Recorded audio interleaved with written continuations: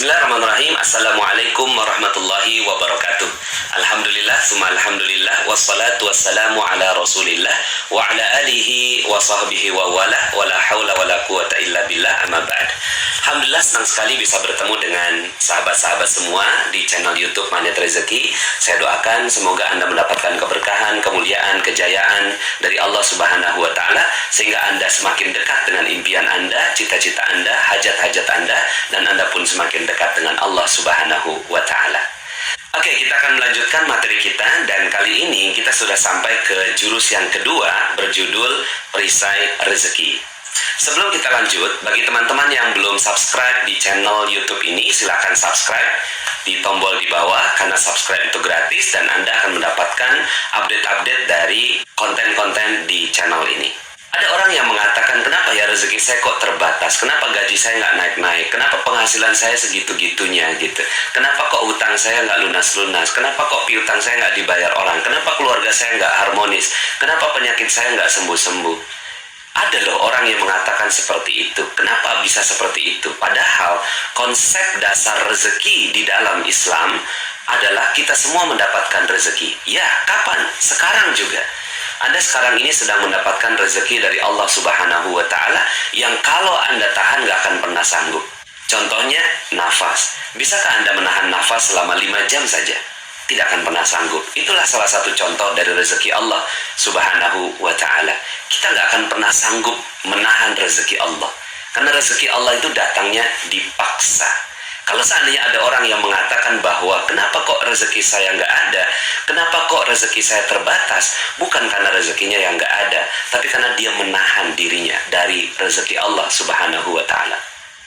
Konsep dasar dari perisai rezeki ini adalah rezeki itu datang seperti air bah. Dia seperti air yang banjir turun dari atas, kita ada di bawah. Kira-kira kalau ada orang di bawah lalu kemudian air banjir turun dari atas, ada nggak orang yang nggak kena airnya? Kayaknya nggak mungkin ya. Semua pasti terkena airnya. Hanya ada satu golongan orang yang ketika air banjir itu datang dan dia tidak mendapatkan airnya, adalah orang-orang yang membangun benteng, membangun bendungan, membangun perisai, sehingga akhirnya air itu datang melimpas dan dia tidak terkena ke airnya. Begitulah konsep rezeki Allah Subhanahu wa Ta'ala. Allahnya mau kasih rezeki, tapi kitanya yang membangun perisai itu. Nah, maka kalau kita sudah memahami tentang konsep ini, untuk mendapatkan air bagaimana? Sederhana, buka aja bentengnya. Sederhana, buka aja perisainya. Begitu juga dengan rezeki. Ya, kita ingin mendapatkan rezeki berlimpah, bukan dengan bekerja, bukan dengan berusaha, bukan dengan berikhtiar, tapi dengan membuka perisainya. Ketika perisai ini dibuka, maka insya Allah rezeki Allah akan datang dengan berlimpah ruah kepada kita semua. Perisai inilah yang harus kita betul-betul perhatikan agar kita mendapatkan rezeki Allah Subhanahu wa Ta'ala. Perisai itu bernama dosa. Ya, tidak ada yang lain. Kalau seandainya kita sekarang ini berada dalam kesulitan hidup, kita berada dalam keterbatasan rezeki, bukan karena Allah tak mau kasih rezeki, tapi karena ada dosa-dosa yang menghalangi diri kita dengan rezeki Allah Subhanahu wa Ta'ala. Semakin tebal dosanya, semakin jauh diri kita dari rezeki Allah Subhanahu wa Ta'ala. Dan sangat erat korelasinya antara dosa dengan rezeki. Makin banyak dosanya, makin jauh rezekinya.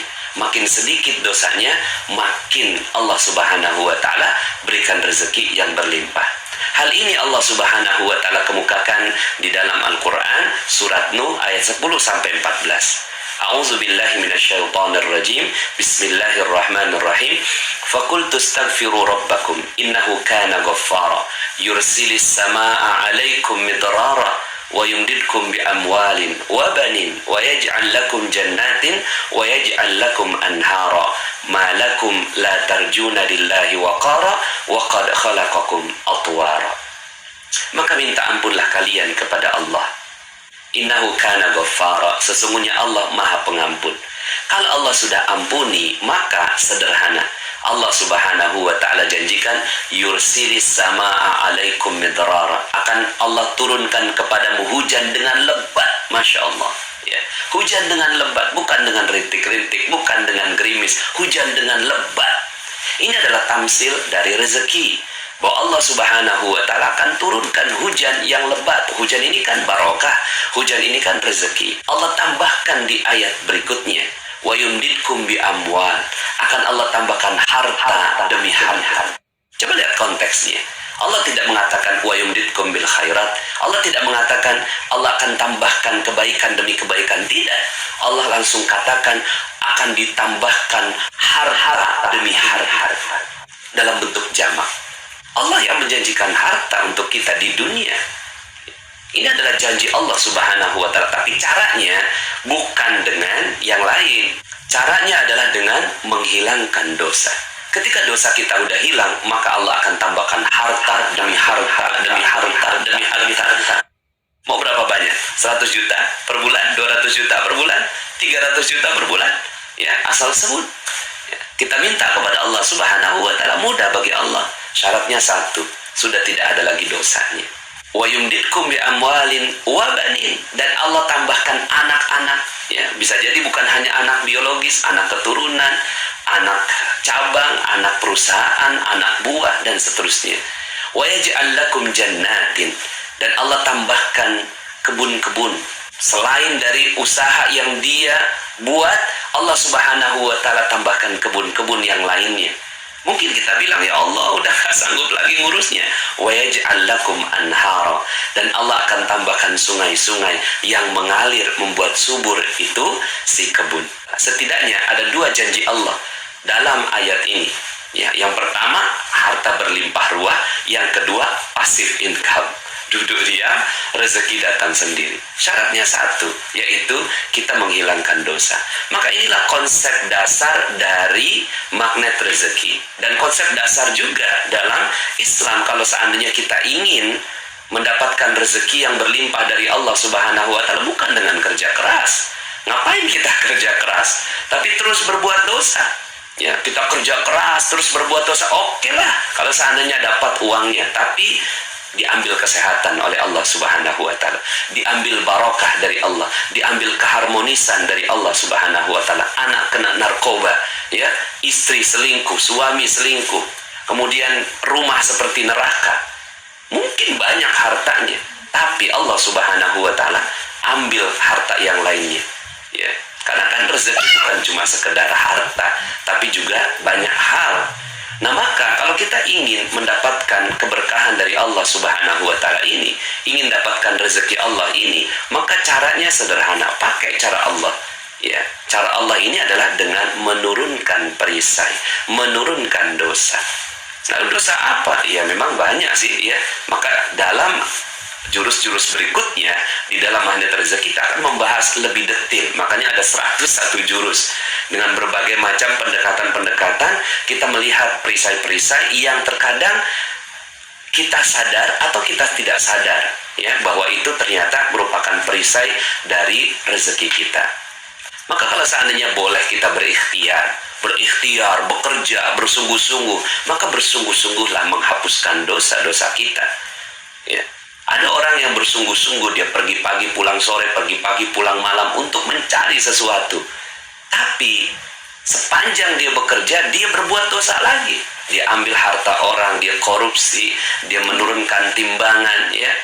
Kemudian dia tidak jujur kepada pelanggannya dan seterusnya. Maka apa yang terjadi pada kehidupan orang ini? Yuk sama-sama kita jalankan materi perisai ini. Percaya nggak dengan konsep ini?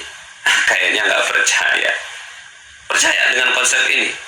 Ya, turunkan perisai, rezeki berlimpah ruah. Percaya? Kayaknya nggak percaya. Percaya nggak? Kayaknya nggak percaya. Kenapa saya seperti ini? Karena memang Allah yang mengatakan malakum la tarjuna lillahi waqara. Kenapa kalian nggak percaya? Itu Allah yang katakan. Kita nggak percaya dapatkan rezeki berkah banyak, berlimpah, dan pasif income. Nggak percaya kita. Buktinya kita nggak percaya apa? Buktinya kita nggak percaya masih buat dosa, ya. Nah, untuk menyederhanakan, ya ada satu cerita yang ingin saya ceritakan kepada Anda semua yang menjadi model bagaimana keajaiban Allah Subhanahu wa taala datang dengan konsep perisai rezeki ini. Ada seorang nenek. Nenek ini tiap harinya minta-minta. Dia nggak tahu kalau minta-minta itu dosa. Bagi dia nikmat gitu, sekedar meminta kemudian dia dapat. Maka tiap harinya dia meminta-minta sampai akhirnya dia tahu lokasi basah dan lokasi kering dalam meminta-minta. Nah, lokasi basah itu bukan cuma sekedar di perempatan. Kalau ada ustadz ceramah tentang sedekah, itu basah ya. Akhirnya dia datanglah ke pengajiannya Ustadz Yusuf Mansur ya, tapi bukan untuk ngaji, untuk jadi alat praktikum ya. Pada saat jamaah semuanya didoktrin nama Ustadz Yusuf Mansur untuk bersedekah, dia ada di luar untuk menampung dana-dana sedekah. Sampai kemudian ketahuan sama Ustadz Yusuf Mansur, dipanggil tuh si nenek, "Nek, datang pengen minta-minta ya?" "Enggak Ustadz, enggak." "Jangan bohong Nek, banyak orang menceritakan seperti itu." "Enggak Ustadz, gini aja deh, kalau besok nenek datang pengen minta-minta, saya usir ya. Tapi kalau nenek datang pengen ngaji, silahkan deh ngaji." Besoknya tuh si nenek datang lagi, tapi udah berubah niat. Bukan lagi pengen minta-minta, tapi pengen ngaji. Satu hari ada Ustadz Yusuf Mansur, ada tuh si nenek, ada saya. Itu si nenek ngoceh aja depan Ustadz Yusuf Mansur. Wow gitu ya, nggak tahu orang yang diocehin orang sibuk. Lalu kemudian kata Ustadz Yusuf Mansur, "Udah Nek, nggak usah banyak ngomong, nih gue mau kasih duit ya. 250.000, tapi bukan buat nenek semua. 190.000 bagiin ke orang lain sebagai sedekah, 60.000 untuk nenek sebagai ongkos bagiin sedekah." "Paham?" "Enggak paham Ustadz," kata tuh si nenek ya. Lalu kemudian kata Ustadz Yusuf Mansur, "Nas, terusin Nas, gue banyak urusan." Ya mungkin ya kalau cuma sekedar jelasin insya Allah bisa lah. Lalu kemudian akhirnya saya jelasin pelan-pelan, "Nek, Ustadz Yusuf Mansur mau ngasih duit 250.000. Betul kan Ustadz? Saya cari Ustadznya. Loh kok nggak ada?" "Oh maksudnya terusin Nas." "Bukan terusin jelasin doang, tapi terusin kasihin duit juga." Aduh, saya ya dijebak sama Ustadz Yusuf Mansur, tapi dijebaknya yang baik. Lalu kemudian akhirnya saya keluarkan dompet saya, ada duit 300.000. Saya tunjukin sama tuh si nenek, "Nih Nek, ada duit 300.000, tapi bukan buat nenek semua. 240.000 bagian ke orang lain sebagai sedekah, 60.000 untuk nenek sebagai ongkos bagian sedekah." "Paham?" "Paham Ustaz." "Oh cepet banget pahamnya ya, karena ada duitnya." Jadi orang kalau dijelasin ada duitnya cepat paham ya. Lalu kemudian 2 minggu kemudian saya ketemu sama si nenek ini lagi ya. Dia nangis-nangis ya, terharu. "Subhanallah Ustaz, Alhamdulillah." "Ada apa Nek?" Lalu kemudian dia cerita, "Itu Ustaz, duitnya saya udah tukerin duit-duit kecil, 2.000, 5.000, 10.000. Karena komunitasnya peminta-minta, cepet habis tuh duit. Sampai kemudian ada 3 orang datang ya, 'Nek, ya Nek, bagi sedekah kok kita nggak kebagian, udah habis ya. Jangan bohong dong Nek." Karena didesak, keluarlah bagian dia ya, 50.000 disimpan, 10.000 ya dikasihin sama tuh si 3 orang. Bagi 3 ya, udah habis. Pagi harinya dia melakukan seperti itu. Malam harinya lewat depan sebuah rumah namanya Ibu Hajah Maryam. Lalu kemudian dipanggil tuh si nenek, "Nek, sini Nek, ada apa Bu Haji?" "Nggak tahu nih, beberapa bulan ini saya terus keingetan nenek." Lihat kalimatnya, beberapa bulan ini saya terus keingetan nenek. Alhamdulillah tadi pagi saya sudah daftarkan nenek pergi umroh. Alhamdulillah. Saya takjub sekali dengan kisah ini. Ya, Allah Subhanahu wa taala yang mengatur ini semua kisah. Saya menyaksikan Ustadz Yusuf Mansur ngomelin tuh si nenek. Saya menyaksikan juga ketika saya harus melaksanakan tugas dari Ustadz Yusuf Mansur. Dan 2 minggu kemudian saya ketemu sama itu si nenek lagi. Siapa yang mengatur ini semua? Sepertinya Allah Subhanahu wa taala telah mengatur kisah ini untuk menjadi pelajaran bagi kita semua. Bahwa si nenek awalnya berdosa. Ya, tapi awalnya mungkin dia nggak sadar kalau itu dosa. Ya, karena kan orang yang meminta-minta itu dalam sebuah hadis disebutkan akan datang kepada Allah dengan sudah tidak ada lagi dagingnya. Artinya dengan tengkorak saja gitu ya. Saking dihinakannya orang-orang yang meminta-minta ini. Kalau minta sekali 2 kali, it's okay, wajar. Tapi kalau meminta-minta dan dijadikan profesi, nah ini dosa. Nah, awalnya sang nenek berbuat dosa. Sampai kemudian Allah Subhanahu wa taala tetapkan sebuah ilmu melalui Ustadz Yusuf Mansur. Itu pun dipaksa gitu ya. Dipaksa untuk melaksanakannya. Sampai kemudian akhirnya sang nenek ini alhamdulillah mau melaksanakannya. Dia ngaji, dia turunkan perisainya, dia perlahan-lahan turunkan perisainya. Semasa dia menurunkan perisainya itulah Allah Subhanahu wa ta'ala titipkan orang yang akan memberikan rezeki buat sang nenek. Coba bayangkan, ada seorang, ini saya sampai hafal betul namanya, Ibu Hajah Maryam, ya. Lalu kemudian sang Ibu Hajah ini, entah kenapa kok Allah yang buat pemikiran bagi Ibu Hajah ini untuk memikirkan umroh bagi sang nenek. Siapa yang mengatur itu semua? Allah Subhanahu wa ta'ala. Sampai kemudian ketika saatnya tiba, Allah Subhanahu wa ta'ala ini memberikan kegembiraan berupa keajaiban, maka keajaiban itu terjadi. Bukan keajaiban itu terjadinya dulu, di masa ini sudah ada keajaiban itu. So, bagi Anda yang menonton YouTube ini, seandainya Anda berada dalam kondisi yang Allah Subhanahu wa ta'ala tetapkan rezeki Anda masih terbatas, percayalah bahwa ketika kita mau menurunkan perisai kita, ketika kita mau menurunkan dosa kita, ketika kita mau menurunkan hal-hal yang Allah Subhanahu wa ta'ala larang untuk kita, maka insya Allah sebentar lagi akan terjadi keajaiban bagi Anda. Maka inilah perisai rezeki.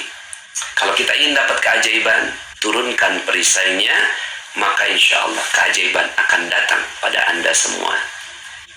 Kita cukupkan part yang pertama ini. Yang penting Anda memahami konsep dasarnya, dan insya Allah kita akan lanjutkan dalam part yang kedua. Saya Nasrullah, billahi taufiq wal hidayah. Assalamualaikum warahmatullahi wabarakatuh.